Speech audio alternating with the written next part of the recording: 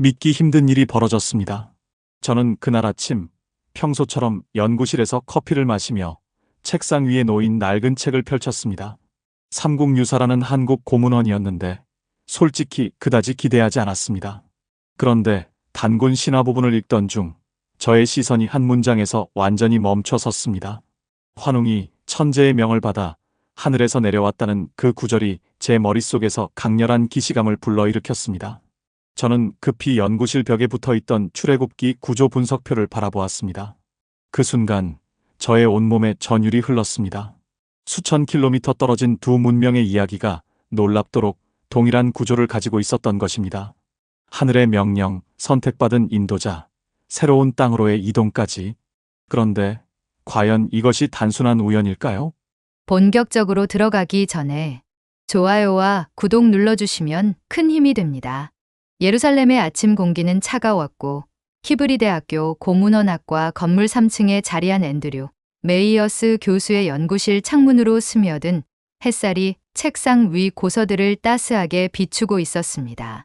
오늘도 그는 평소처럼 새벽 6시에 연구실에 도착해 커피 한 잔을 마시며 하루를 시작했습니다. 30년 넘게 고대 설화의 구조적 패턴을 연구해온 그에게는 이미 자연스러운 일상이었고 벽면을 가득 채운 각국의 신화와 종교 문헌들이 그의 오랜 동반자였습니다. 메이어스 교수는 늘 그렇듯 첫 번째 커피를 마시며 하루의 연구 계획을 점검했는데 사실 요즘 들어 연구에 약간의 정체기를 느끼고 있었습니다. 지난 몇 달간 진행해온 세계 종교 신화 비교 연구가 예상보다 지루한 반복 작업의 연속이었고 새로운 발견이나 흥미로운 패턴을 찾기 어려웠기 때문입니다. 그런 그의 시선이 책상 한쪽 구석에 며칠째 방치되어 있던 삼국유사 영문 번역본 위로 향했습니다. 한국학연구소에서 받은 이 책은 동아시아 지역 설화 구조 파악을 위한 참고 자료 중 하나였는데 솔직히 말하면 그다지 기대하지 않았던 문헌이었습니다. 하지만 이날 아침 메이어스 교수는 왠지 모를 충동에 이끌려 그 책을 집어들었고 이것이 그의 학문적 생애에서 가장 중요한 순간의 시작이 될 줄은 전혀 예상하지 못했습니다. 연구실 밖으로는 이미 학생들의 발걸음 소리가 들리기 시작했고 하루 일과가 본격적으로 시작되려 하고 있었습니다. 메이어스 교수는 삼국유사의 첫 페이지를 넘기며 작은 한숨을 내쉬었는데 그 순간 그의 눈에 들어온 것은 고조선 단군 신화의 시작 부분이었습니다.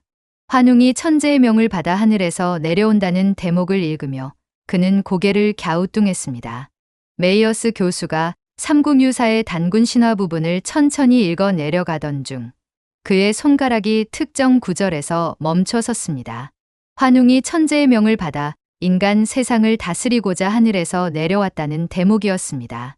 이상한 기시감이 그의 마음을 사로잡았는데 이런 서사 구조를 분명히 어디선가 본 것 같았습니다. 메이어스 교수는 잠시 책에서 눈을 떼고 연구실 천장을 바라보며 기억을 더듬어 보았습니다.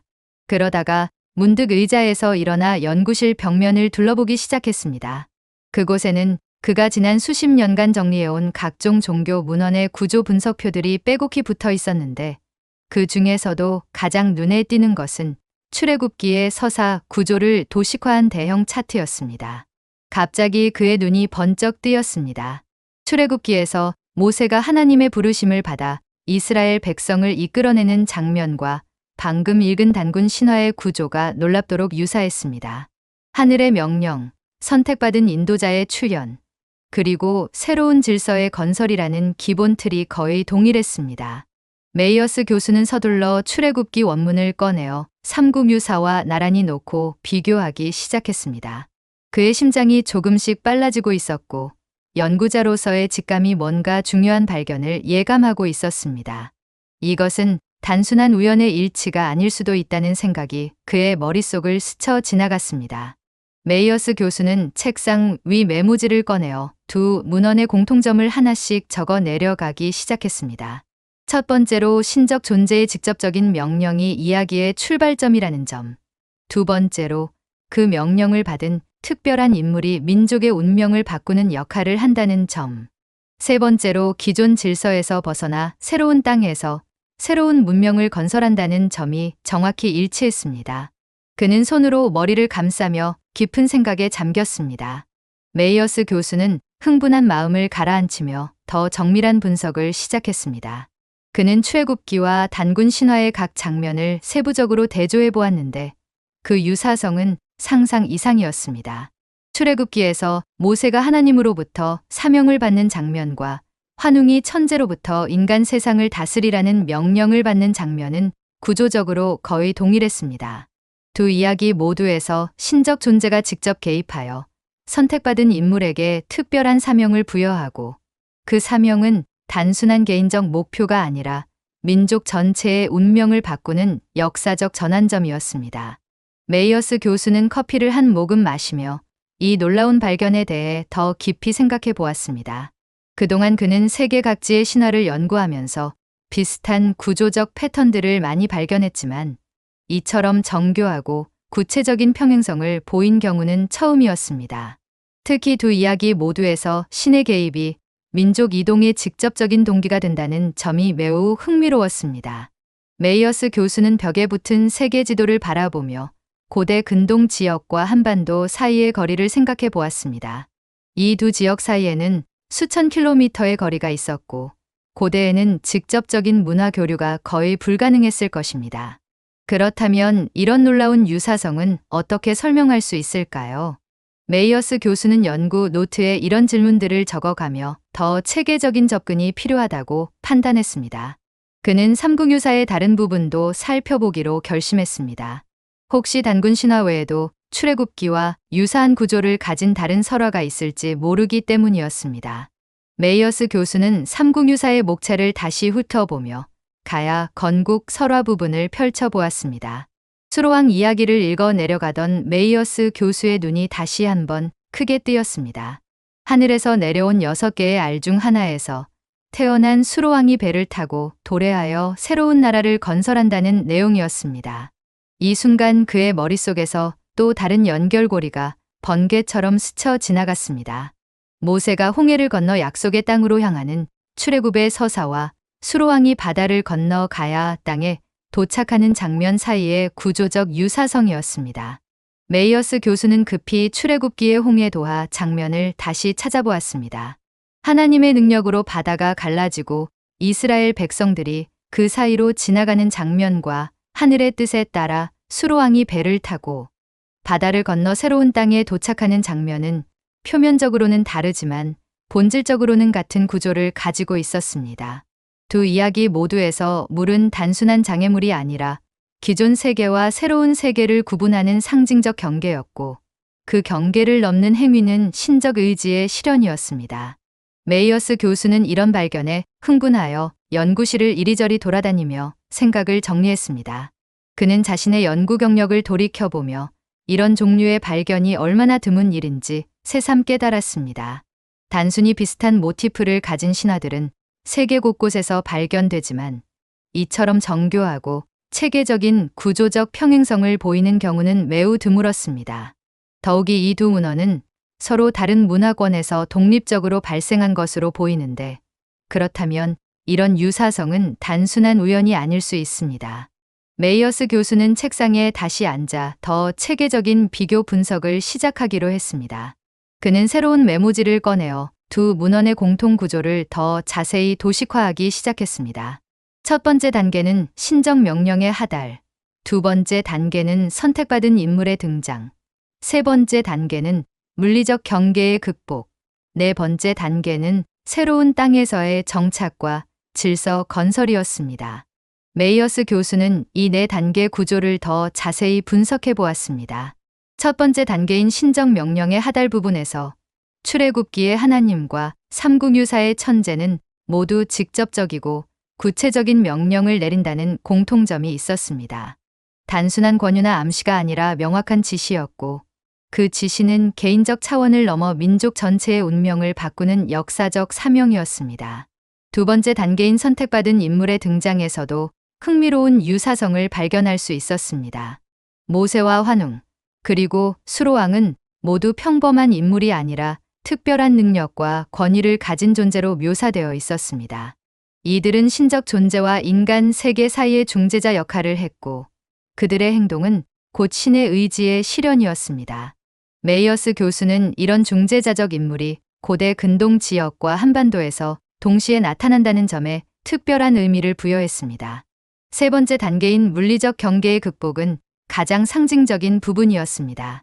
홍해와 바다라는 물의 경계는 단순한 지리적 장벽이 아니라 구원과 새로운 시작을 의미하는 통과이래였습니다. 이스라엘 백성들이 홍해를 건너면서 이집트의 노예 상태에서 벗어났듯이 수로왕이 바다를 건너면서 새로운 왕국의 시대가 열렸습니다. 네 번째 단계인 새로운 땅에서의 정착과 질서 건설에서도 놀라운 평행성을 발견할 수 있었습니다. 가나안 땅과 가야 땅은 모두 단순한 거주지가 아니라 신적 축복이 실현되는 약속의 땅이었습니다. 메이어스 교수는 이런 분석 결과를 정리하며 한 가지 중요한 질문에 직면했습니다. 이런 구조적 유사성이 단순한 우연일 가능성은 거의 없어 보였는데, 그렇다면 이를 어떻게 설명할 수 있을까요? 그는 책상 위에 펼쳐진 세계 지도를 다시 바라보며 고대 문명 간의 교류 가능성에 대해 생각해 보았습니다. 메이어스 교수는 고대 실크로드와 해상 교역로에 대한 자료를 찾아보기 시작했습니다. 그는 서고에서 고대 동서 교류사에 관한 두꺼운 책들을 꺼내어 책상 위에 쌓아 놓았습니다. 비록 출애굽 시대와 삼국유사에 기록된 한국, 고대사 사이에는 상당한 시간 차이가 있지만 고대 문명들 사이의 문화적 교류는 우리가 생각하는 것보다 훨씬 활발했을 가능성이 있었습니다. 메이어스 교수는 특히 기원전 1000년경부터 시작된 동서 교역로의 발달에 주목했습니다. 중앙아시아를 거쳐 동방으로 향하는 육로와 인도양을 통한 해상 교역로는 단순히 물건만 교환하는 통로가 아니라 사상과 종교, 그리고 이야기들이 전파되는 문화적 다리 역할을 했습니다. 하지만 메이어스 교수는 곧 다른 가능성도 고려해야 한다는 생각이 들었습니다. 이런 구조적 유사성이 반드시 직접적인 문화 전파의 결과는 아닐 수도 있었습니다. 인간의 집단 무의식이나 보편적 서사 구조라는 관점에서 접근해 볼 필요가 있었습니다. 칼 융의 집단 무의식 이론에 따르면 인류는 공통된 원형적 이미지와 서사 패턴을 공유하고 있으며 이것이 서로 다른 문화권에서 유사한 신화와 설화를 만들어낸다고 설명할 수 있었습니다. 메이어스 교수는 이런 두 가지 가능성을 모두 열어두고 더 깊이 있는 연구를 진행하기로 결심했습니다. 그는 동료 교수들과 이 발견을 공유하고 다양한 관점에서 검토받아야 한다고 생각했습니다. 특히 한국학 전문가들과 고대 근동학 연구자들의 의견을 들어보는 것이 중요했습니다. 메이어스 교수는 연구실 문을 열고 복도로 나가 동료 교수들을 찾아보기로 했습니다. 마침 옆 연구실에서 고대사를 연구하는 다니엘 코엔 교수의 목소리가 들려왔습니다. 그는 코엔 교수와 이 놀라운 발견에 대해 이야기해 보고 싶었습니다. 메이어스 교수는 코엔 교수의 연구실 문을 두드렸습니다. 다니엘, 시간 좀 있나요? 흥미로운 발견을 했는데 당신 의견을 듣고 싶어서요. 코엔 교수는 안경을 벗고 미소를 지으며 그를 맞았습니다. 물론이죠, 앤드류. 무슨 일인지 궁금하네요. 메이어스 교수는 삼국유사와 출애굽기를 들고 코엔 교수의 연구실로 들어갔습니다. 두 사람은 작은 테이블에 앉아 메이어스 교수가 발견한 구조적 평행성에 대해 이야기하기 시작했습니다. 코엔 교수는 처음에는 약간 회의적인 표정을 지었지만 메이어스 교수가 준비한 자료를 보면서 점점 진지해졌습니다. 이건 정말 놀라운데요. 이 정도로 정교한 구조적 유사성은 우연이라고 보기 어렵겠어요. 코엔 교수는 특히 신정명령과 민족 이동이라는 주제에 깊은 관심을 보였습니다. 고대 근동 지역에서 이런 서사 구조는 매우 독특한 특징이에요.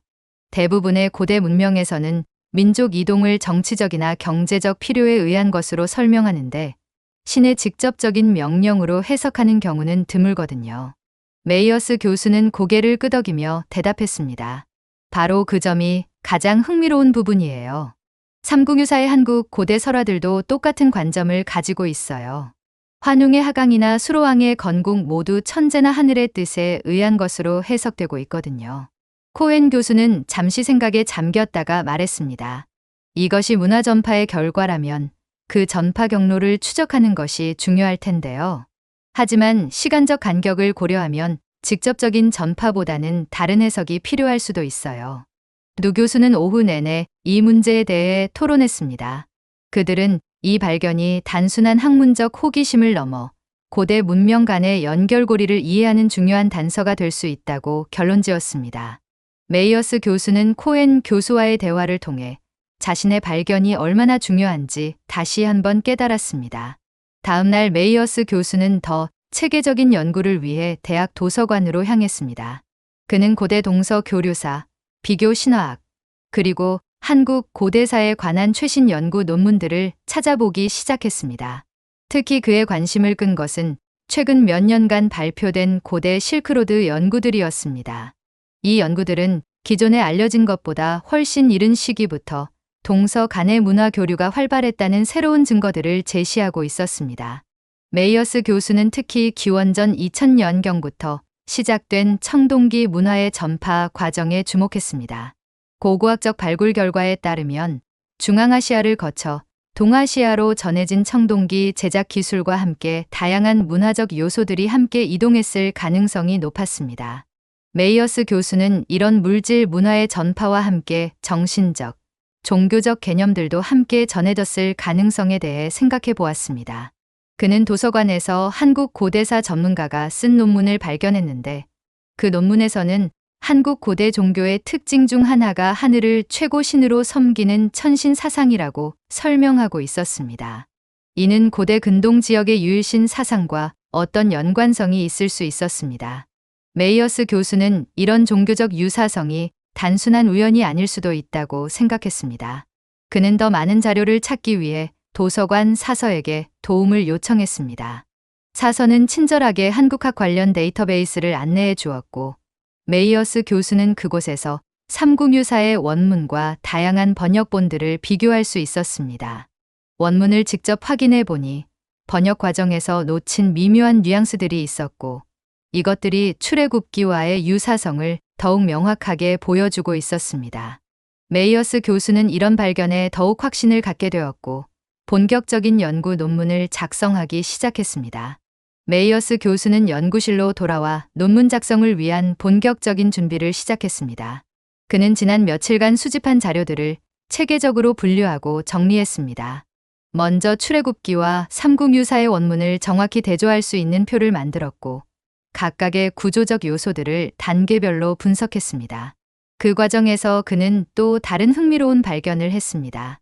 두 문헌 모두에서 정착 이후의 이야기가 매우 중요한 위치를 차지하고 있었습니다. 출애굽기에서 이스라엘 백성들이 가나안 땅에 정착한 후 하나님과 맺은 언약과 단군이 조선을 건국한 후 백성들에게 베푼 교화 사이에도 놀라운 유사성이 있었습니다. 메이어스 교수는 이를 계약의 땅 개념이라고 명명했습니다.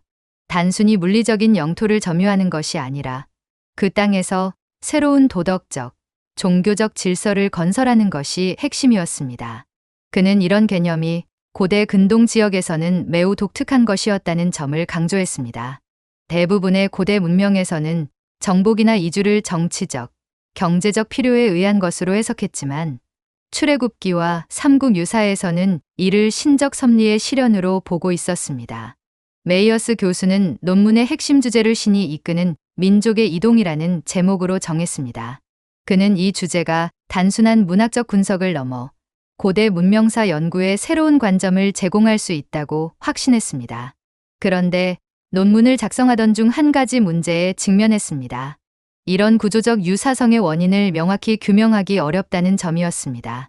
직접적인 문화 전파인지 아니면 인류 공통의 집단 무의식인지 또는 제3의 요인이 있는지 판단하기 어려웠습니다. 메이어스 교수는 이 문제를 해결하기 위해 더 광범위한 비교 연구가 필요하다고 생각했습니다. 세계 각지의 다른 신화들도 함께 검토해 보면 더 명확한 답을 얻을 수 있을 것이었습니다. 메이어스 교수는 논문의 방향을 더 명확히 하기 위해 다른 문화권의 유사한 사례들을 찾아보기 시작했습니다. 그는 그리스 신화, 북유럽 신화, 인도 베다 문학, 그리고 아메리카 원주민 설화들을 차례로 검토했습니다. 하지만 놀랍게도 출애굽기와 삼국유사만큼 정교한 구조적 평행성을 보이는 사례는 찾기 어려웠습니다. 대부분의 다른 신화들에서는 신적 개입이 있더라도 그것이 민족 전체의 이동과 새로운 질서 건설로 이어지는 경우가 드물었습니다. 이런 발견은 메이어스 교수에게 더 큰 확신을 주었습니다. 출애굽기와 삼국유사의 유사성은 단순한 우연이나 보편적 서사 패턴으로 설명하기 어려운 독특한 현상이었습니다. 메이어스 교수는 이런 독특함의 원인을 규명하기 위해 다른 접근 방법을 시도해 보았습니다. 그는 고대 근동 지역과 동아시아 사이의 직접적인 연결고리를 찾기보다는 중간 지역을 거쳐 간접적으로 전파되었을 가능성에 주목했습니다. 특히 중앙아시아 지역의 고대 문명들이 이런 전파 과정에서 중요한 역할을 했을 수 있다고 생각했습니다. 메이어스 교수는 스키타이족과 같은 유목 민족들의 이동 경로를 연구해 보았습니다. 이들은 기원전 천년경부터 중앙아시아 전역에 걸쳐 활발하게 이동했고 그 과정에서 다양한 문화적 요소들을 전파했을 가능성이 높았습니다. 더욱 흥미로운 것은 스키타이족의 종교에도 하늘을 숭배하는 천신 사상이 있었다는 점이었습니다. 메이어스 교수는 이런 천신 사상이 고대 근동 지역에서 중앙아시아를 거쳐 동아시아로 전파되었을 가능성을 검토해 보았습니다. 물론 이것은 아직 가설에 불과했지만 충분히 연구해 볼 가치가 있는 주제였습니다. 그는 이런 내용을 논문에 포함시키되 확실한 결론보다는 앞으로의 연구 방향을 제시하는 방식으로 접근하기로 했습니다. 메이어스 교수는 논문의 핵심 부분을 작성하면서 한 가지 중요한 깨달음을 얻었습니다. 그것은 이 두 문헌이 단순히 구조적 유사성을 보이는 것을 넘어 민족 정체성에 대한 근본적인 질문을 던지고 있다는 점이었습니다.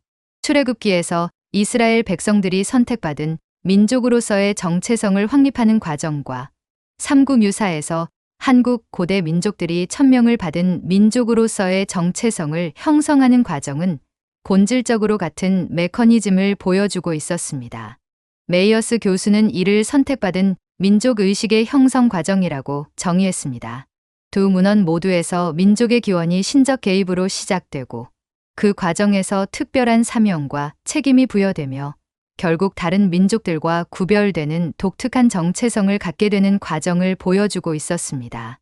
이런 관점에서 보면 구도적 유사성의 원인을 문화 전파나 집단 무의식으로만 설명하기 어려웠습니다. 오히려 이것은 고대 민족들이 자신들의 정체성을 확립하기 위해 공통적으로 사용한 서사 전략일 수 있었습니다. 메이어스 교수는 이런 해석이 기존의 비교 신화학 연구에 새로운 관점을 제공할 수 있다고 생각했습니다. 그는 논문에서 이런 민족 정체성 형성 과정의 공통점을 자세히 분석하기 시작했습니다. 특히 두 문헌 모두에서 고난과 시련을 극복하는 과정이 민족 정체성 형성에 중요한 역할을 한다는 점에 주목했습니다. 출애굽기에서 이집트에서의 노예 생활과 광야에서의 시련, 그리고 삼국유사에서 환웅이나 수로왕이 겪는 다양한 어려움들은 모두 민족의 정체성을 강화하는 시련으로 해석될 수 있었습니다. 메이어스 교수는 이런 시련의 의미를 더 깊이 탐구해 보았습니다. 단순한 고난이 아니라 신적 섭리의 일부로서 받아들여지는 시련이야말로 선택받은 민족의 증거라는 논리였습니다. 이런 논리 구조는 두 문헌에서 거의 동일하게 나타났습니다. 메이어스 교수는 이런 분석 과정에서 또 다른 중요한 발견을 했습니다. 두 문헌 모두에서 땅과 민족 사이의 관계가 매우 특별하게 묘사되고 있었습니다. 출애굽기의 약속의 땅 개념과 삼국유사의 신성한 터전 개념은 단순한 거주 공간을 넘어 종교적, 정신적 의미를 가진 공간으로 해석되고 있었습니다.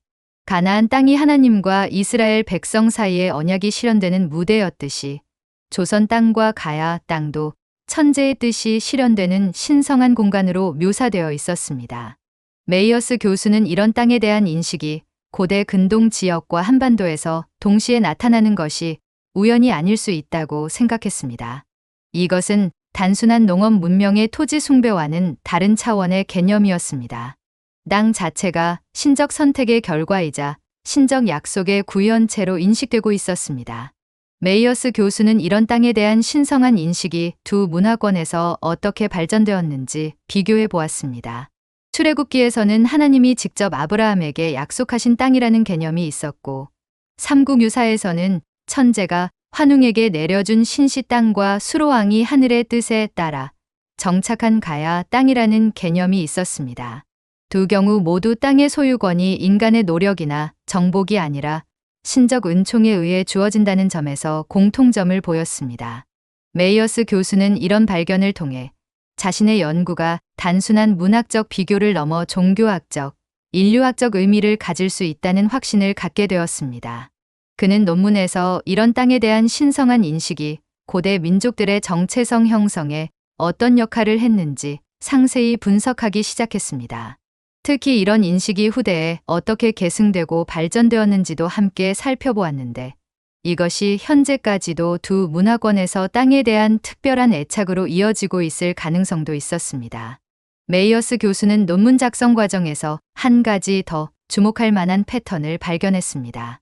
두 문헌 모두에서 지도자의 역할이 단순한 정치적 통치자를 넘어 종교적 중재자로 묘사되고 있었습니다. 모세가 하나님과 이스라엘 백성 사이의 중재자 역할을 했듯이 환웅과 수로왕도 천재와 인간 세상 사이의 중재자 역할을 했습니다. 이들은 모두 신적 권위를 인간 세상에 전달하는 통로였고 그들의 행동은 곧 신의 뜻의 실현이었습니다. 메이어스 교수는 이런 중재자적 지도자 개념이 고대 세계에서 매우 독특한 것이었다고 분석했습니다. 대부분의 고대 문명에서는 왕이나 지도자가 신적 권위를 가진다고 해도 그것은 주로 자신의 권력을 정당화하기 위한 수단이었습니다. 하지만 출애굽기와 삼국유사에서는 지도자가 자신의 이익이 아니라 민족 전체의 운명을 위해 신적 사명을 수행하는 존재로 묘사되어 있었습니다. 메이어스 교수는 이런 지도자관이 두 문화권에서 동시에 나타나는 것이 매우 흥미로운 현상이라고 생각했습니다. 그는 더 나아가 이런 지도자들의 행동 패턴도 비교해 보았습니다. 모세가 백성들을 위해 하나님께 간구하고 때로는 하나님의 진노를 막아서는 모습과 환웅이 인간 세상의 문제를 해결하기 위해 다양한 교화 활동을 펼치는 모습 사이에도 유사성이 있었습니다.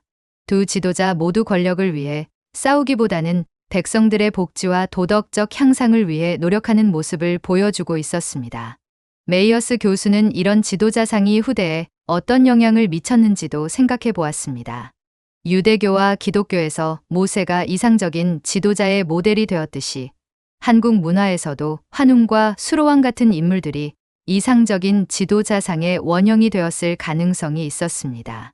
메이어스 교수는 이런 분석을 통해 자신의 연구가 고대사 연구뿐만 아니라 정치학이나 리더십 연구에도 의미를 가질 수 있다고 생각했습니다.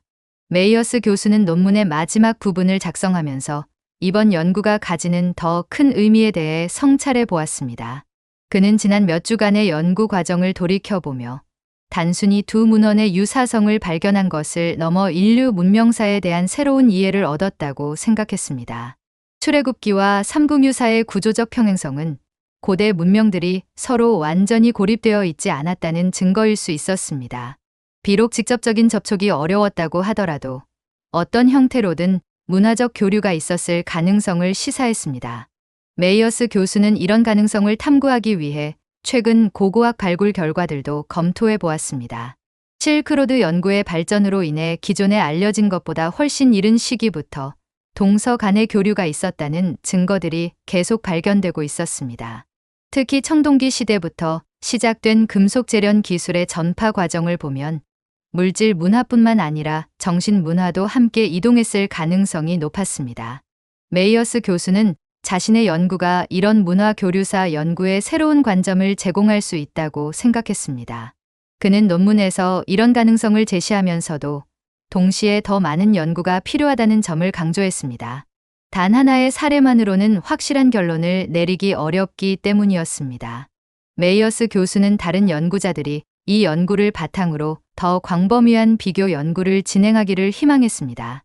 그는 특히 중국, 인도, 페르시아 등 중간 지역의 고대 문헌들도 함께 검토해보면 더 명확한 그림을 그릴 수 있을 것이라고 생각했습니다. 메이어스 교수는 논문의 결론 부분에서 이런 연구의 확장 가능성에 대해 자세히 서술했습니다. 그는 이 연구가 단순히 두 문헌의 비교에 그치지 않고 인류 문명사 전체에 대한 새로운 이해의 출발점이 되기를 바랐습니다. 메이어스 교수는 논문을 거의 완성해 가면서 한 가지 중요한 질문에 직면했습니다. 과연 이런 발견이 학계에서 어떤 반응을 얻을 것인가 하는 문제였습니다. 그는 자신의 연구가 기존의 학문적 관점에 도전하는 내용을 담고 있다는 것을 잘 알고 있었습니다. 고대 근동학자들은 출애굽기를 히브리 문화의 독특한 산물로 보는 경향이 있었고, 한국 학자들은 삼국유사를 한국 고유의 문화적 전통으로 해석하는 것이 일반적이었습니다. 메이어스 교수의 연구는 이런 기존 관점에 의문을 제기하고 있었습니다. 그는 논문에서 이런 학계의 반응을 예상하고 미리 대응 논리를 준비해 두었습니다. 그의 연구는 각 문화의 독특성을 부정하려는 것이 아니라 오히려 인류 문명의 연결성과 보편성을 탐구하려는 시도였습니다.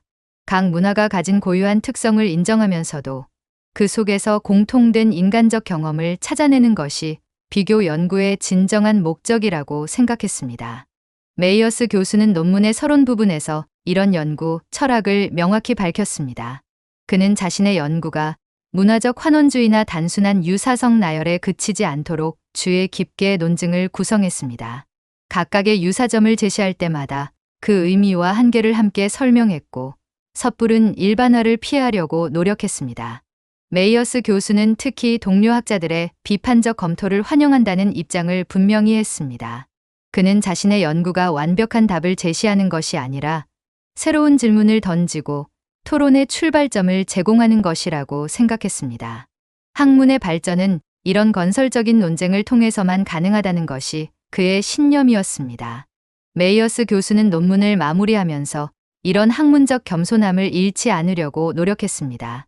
그는 자신의 발견이 중요하다고 생각하면서도 그것이 절대적 진리는 아니라는 점을 인정했습니다.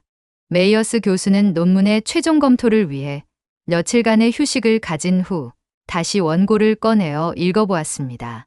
그는 자신이 쓴 내용을 객관적으로 평가해 보려고 노력했습니다.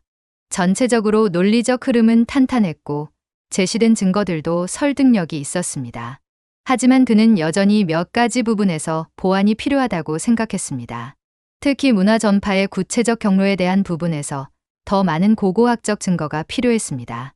메이어스 교수는 이 부분을 보강하기 위해 최근 발표된 중앙아시아 고고학 연구 결과들을 추가로 검토했습니다. 그는 카자흐스탄과 키르기스스탄 지역에서 발견된 고대 유적들이 동서 문화 교류에 중요한 거점 역할을 했다는 새로운 연구 결과를 발견했습니다. 이런 고고학적 증거들은 그의 가설을 뒷받침하는 중요한 자료가 될 수 있었습니다. 메이어스 교수는 이런 내용을 논문에 추가하면서 동시에 자신의 주장이 너무 단정적으로 들리지 않도록 문구를 수정했습니다. 그는 가능성을 제시하고 추후 연구 방향을 제안하는 방식으로 논문의 톤을 조정했습니다. 메이어스 교수는 논문 제목도 다시 검토해 보았습니다. 처음에는 출애굽 설화와 삼국유사의 구조적 평행성이라는 제목을 생각했지만 좀 더 포괄적이고 흥미로운 제목이 필요하다고 생각했습니다. 결국 그는 신이 이끄는 민족의 이동, 출애굽기와 삼국유사의 구조적 평행성 연구라는 제목으로 최종 결정했습니다. 메이어스 교수는 논문의 초록과 키워드도 신중하게 작성했습니다. 이 부분은 다른 연구자들이 그의 연구를 발견하고 인용할 때 가장 먼저 보게 되는 부분이기 때문에 특히 중요했습니다. 그는 연구의 핵심 내용을 간결하면서도 명확하게 요약하려고 노력했습니다. 메이어스 교수는 이런 과정을 거쳐 드디어 논문을 완성했습니다. 그는 깊은 만족감을 느끼면서도 동시에 이것이 끝이 아니라 새로운 시작이라는 생각을 했습니다. 메이어스 교수는 완성된 논문을 동료들에게 검토받기 위해 먼저 코엔 교수에게 보여주었습니다. 코엔 교수는 논문을 자세히 읽어본 후 매우 긍정적인 반응을 보였습니다. 앤드류, 이건 정말 획기적인 연구네요. 이 정도 수준의 구조적 분석은 처음 봅니다. 코엔 교수는 특히 메이어스 교수가 각 문화의 독특성을 존중하면서도 공통점을 찾아낸 균형 잡힌 접근법을 높이 평가했습니다. 하지만 그는 몇 가지 보완점도 제시했습니다.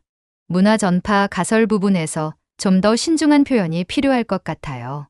아직 확실한 증거가 부족한 상태에서 너무 단정적으로 들릴 수 있거든요.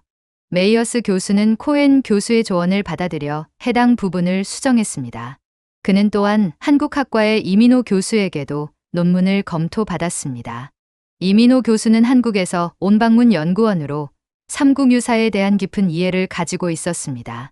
이민호 교수는 메이어스 교수의 해석이 전반적으로 정확하다고 평가했지만 몇 가지 번역상의 뉘앙스에 대해 보완 설명을 제안했습니다. 단군 신화에서 환웅의 하강 부분은 단순한 이동이 아니라 문명 전파의 의미가 강해요. 이 부분을 좀 더 강조하면 출애굽기와의 유사성이 더 명확해질 것 같습니다. 메이어스 교수는 이런 조언들을 반영하여 논문을 다시 수정했습니다. 그는 각 문학원 전문가들의 의견을 종합하여 더 정확하고 균형 잡힌 논문을 만들어 나갔습니다. 메이어스 교수는 수정된 논문을 국제종교학회지에 투고하기로 결정했습니다. 이 학회지는 비교 종교학 분야에서 가장 권위 있는 학술지 중 하나였고 그의 연구가 국제적으로 인정받을 수 있는 좋은 기회였습니다. 메이어스 교수는 투고 절차를 준비하면서 설레는 마음과 긴장된 마음을 동시에 느꼈습니다. 그는 자신의 연구가 학계에 새로운 시각을 제공할 수 있기를 간절히 바랐습니다. 메이어스 교수는 논문을 투고한 후 심사 결과를 기다리는 동안 자신의 연구를 더 확장할 수 있는 방법을 모색했습니다. 그는 이번 발견이 단순히 하나의 논문으로 끝나서는 안 된다고 생각했습니다. 더 많은 문헌을 비교하고 더 체계적인 연구를 진행해야 한다고 느꼈습니다. 메이어스 교수는 우선 중국의 고대 문헌들을 검토해 보기로 했습니다. 중국은 지리적으로 한국과 가깝고 고대부터 문화적 교류가 활발했기 때문에 흥미로운 비교 대상이 될 수 있었습니다. 그는 사기와 같은 중국 고대 사서들을 살펴보았지만 아쉽게도 출애굽기나 삼국유사와 같은 구조적 평행성을 보이는 내용은 찾기 어려웠습니다. 중국의 고대 문헌들은 대체로 정치적, 역사적 사실을 기록하는 데 중점을 두고 있었고 신화적 요소가 있더라도 신의 직접적인 개입보다는 천명사상이나 덕치주의 같은 개념으로 표현되어 있었습니다. 메이어스 교수는 이런 차이점도 흥미로운 연구 주제가 될 수 있다고 생각했습니다. 같은 동아시아 문화권이면서도 왜 한국과 중국 사이에 이런 차이가 있는지 탐구해 볼 가치가 있었습니다. 그는 다음에는 인도의 베다 문헌들을 검토해 보기로 했습니다. 인도는 고대부터 종교적 전통이 발달한 지역이었고 베다 문헌들에는 다양한 신화적 요소들이 포함되어 있었습니다. 메이어스 교수는 특히 리그베다의 인드라 신화에 주목했습니다. 인드라가 아수라들과 싸워 승리한 후 새로운 질서를 세운다는 이야기는 어떤 면에서 출애굽기와 삼국유사의 구조와 유사한 점이 있었습니다. 하지만 여전히 민족 이동이라는 핵심 요소는 부족했습니다. 메이어스 교수는 이런 비교 연구를 통해 출애굽기와 삼국유사의 구조적 평행성이 얼마나 독특한 현상인지 더욱 명확하게 이해할 수 있었습니다. 그는 이런 내용을 바탕으로 후속 연구를 계획하기 시작했습니다.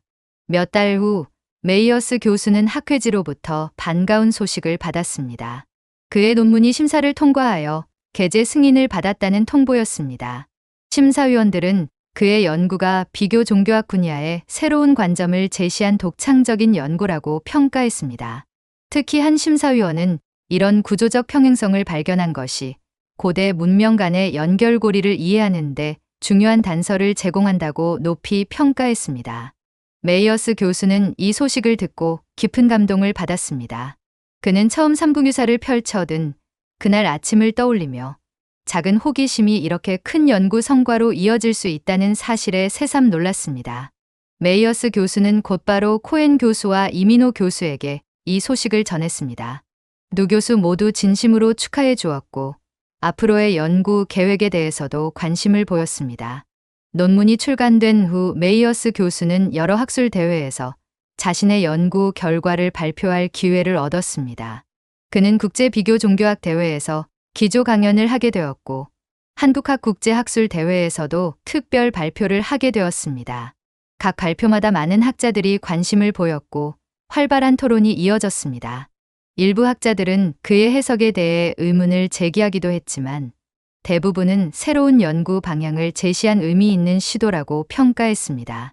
메이어스 교수는 이런 반응들을 통해 자신의 연구가 학계에 건설적인 논의를 불러일으키고 있다는 것을 확인할 수 있었습니다. 그는 이것이야말로 학문 연구의 진정한 목적이라고 생각했습니다. 지식의 경계를 넓히고 새로운 질문을 던지며 동료 학자들과 함께 진리를 탐구해 나가는 것이 학자로서의 소명이라고 느꼈습니다. 메이어스 교수는 앞으로도 이런 정신으로 연구를 계속해 나갈 것을 다짐했습니다. 메이어스 교수의 연구는 예상보다 훨씬 큰 파장을 일으켰습니다. 그의 논문이 출간된 후 몇 주 만에 여러 나라의 연구자들로부터 문의와 협력 제안이 쇄도했습니다. 한국의 서울대학교에서는 공동연구 프로젝트를 제안해 왔고 중국 베이징대학교의 고대사 연구소에서도 관련 세미나에 초청하겠다는 연락이 왔습니다. 심지어 이스라엘의 텔아비브 대학교에서도 그의 연구에 관심을 보이며 추가 연구를 위한 지원을 제안했습니다. 메이어스 교수는 이런 국제적 관심에 놀라면서도 기뻤습니다. 그는 이것이 단순히 자신의 연구 성과를 인정받는 것을 넘어 서로 다른 문화권의 학자들이 함께 협력할 수 있는 기회가 될 수 있다고 생각했습니다. 메이어스 교수는 특히 한국과의 공동 연구에 큰 관심을 보였습니다. 그는 삼국유사의 원문을 더 정확하게 이해하고 한국 고대사의 맥락에서 자신의 해석을 검증해 보고 싶었습니다. 몇 달 후 메이어스 교수는 실제로 한국을 방문하게 되었습니다. 서울대학교 종교학과에서 주최한 국제학술대회에서 기조 강연을 하기 위해서였습니다. 그는 한국에 도착하자마자 깊은 감동을 받았습니다. 자신이 연구실에서 문헌으로만 접해했던 그 문화의 현실을 직접 체험할 수 있었기 때문입니다. 메이어스 교수는 한국의 고대 유적지들을 직접 방문해 보았습니다.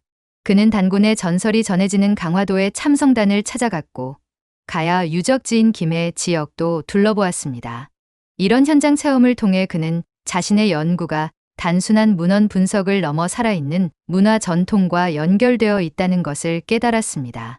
메이어스 교수는 한국 학자들과의 교류를 통해 자신의 연구를 더욱 발전시킬 수 있는 새로운 아이디어들을 얻었습니다.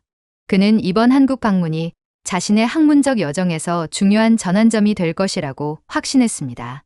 메이어스 교수는 한국에서의 학술대회 발표를 마치고 예루살렘으로 돌아왔습니다. 그는 비행기 안에서 지난 몇 달간의 여정을 돌이켜보며 깊은 만족감을 느꼈습니다. 처음에는 단순한 호기심으로 시작했던 연구가 이렇게 국제적인 학술 교류로까지 발전할 줄은 상상도 하지 못했습니다. 메이어스 교수는 자신의 연구실로 돌아와 벽에 붙어 있는 출애굽기 구조 분석표를 다시 바라보았습니다. 그 옆에는 이제 삼국유사의 구조 분석표도 함께 붙어 있었습니다. 두 차트를 나란히 보니 그 놀라운 평행성이 더욱 선명하게 드러났습니다.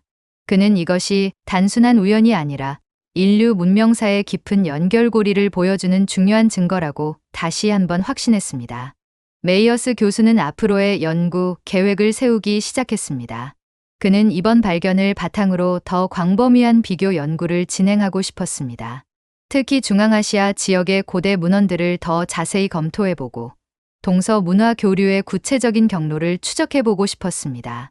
또한 한국 학자들과의 공동 연구를 통해 삼국유사의 다른 부분들도 분석해보고 싶었습니다. 메이어스 교수는 자신의 연구가 단순히 과거의 문헌을 분석하는 것에 그치지 않고 현재의 문화 간 이해를 증진시키는 데도 기여할 수 있다고 생각했습니다. 서로 다른 문화권에서 발생한 이야기들 사이의 공통점을 발견하는 것은 인류의 보편적 경험을 확인하는 일이었습니다. 이것은 오늘날 다문화 사회에서 서로 다른 배경을 가진 사람들이 함께 살아가는데 필요한 상호 이해의 기초가 될 수 있었습니다. 메이어스 교수는 이런 생각을 하며 자신의 연구가 가지는 더 큰 의미를 깨달았습니다. 그는 앞으로도 이런 정신으로 연구를 계속해 나갈 것을 다짐했습니다. 학문은 단순히 지식을 축적하는 것이 아니라 인류의 상호 이해를 증진시키고 더 나은 세상을 만드는 데 기여해야 한다는 것이 그의 신념이었습니다. 메이어스 교수는 연구실에서 조용히 앉아 창밖을 바라보며 지난 1년간의 여정을 정리해 보았습니다. 그 모든 것이 삼국유사 한 페이지의 작은 문구에서 시작되었다는 사실이 여전히 신기했습니다. 환웅이 천재의 명을 받아 하늘에서 내려온다는 그 단순한 문장이 어떻게 이렇게 거대한 발견으로 이어질 수 있었을까요? 메이어스 교수는 이것이 바로 학문 연구의 묘미라고 생각했습니다. 작은 호기심과 세심한 관찰이 때로는 예상치 못한 큰 발견으로 이어질 수 있다는 것이었습니다. 그는 자신의 연구가 앞으로 어떤 방향으로 발전할지 기대가 되었습니다. 한국 학자들과의 공동 연구는 이미 구체적으로 계획되어 있었고, 중국과 인도의 연구진과도 협력 논의가 진행 중이었습니다. 메이어스 교수는 이런 국제적 협력을 통해 고대 문명 간의 연결고리를 더욱 체계적으로 탐구할 수 있을 것이라고 확신했습니다. 그는 특히 자신의 연구가 후학들에게 어떤 영향을 미칠지 궁금했습니다. 이미 여러 대학원생들이 그의 연구를 바탕으로 석사 논문과 박사 논문을 준비하고 있었고, 일부 젊은 학자들은 비슷한 방법론을 사용하여 다른 문화권의 비교 연구를 시작하고 있었습니다. 메이어스 교수는 이런 학문적 전승이야말로 자신의 연구가 가지는 진정한 가치라고 생각했습니다. 그는 마지막으로 자신의 연구가 던지는 근본적인 질문에 대해 생각해 보았습니다. 과연 인류는 얼마나 연결되어 있을까요? 서로 다른 시대, 서로 다른 지역에서 살았던 사람들이 비슷한 이야기를 만들고 비슷한 꿈을 꾸었다는 것은 무엇을 의미하는 것일까요? 메이어스 교수는 이런 질문들에 대한 완전한 답을 찾을 수는 없었지만 그 답을 찾아가는 과정 자체가 의미 있다고 생각했습니다. 그는 연구실을 나서며 내일 또 어떤 새로운 발견이 기다리고 있을지 기대에 찬 마음으로 하루를 마감했습니다. 출애굽 설화와 삼국 유사의 놀라운 만남은 이제 끝이 아니라 새로운 시작이었습니다. 오늘 사연은 여기까지입니다. 재미있게 보셨다면 구독과 좋아요 부탁드려요. 따뜻한 이야기로 다시 찾아뵙겠습니다. 감사합니다.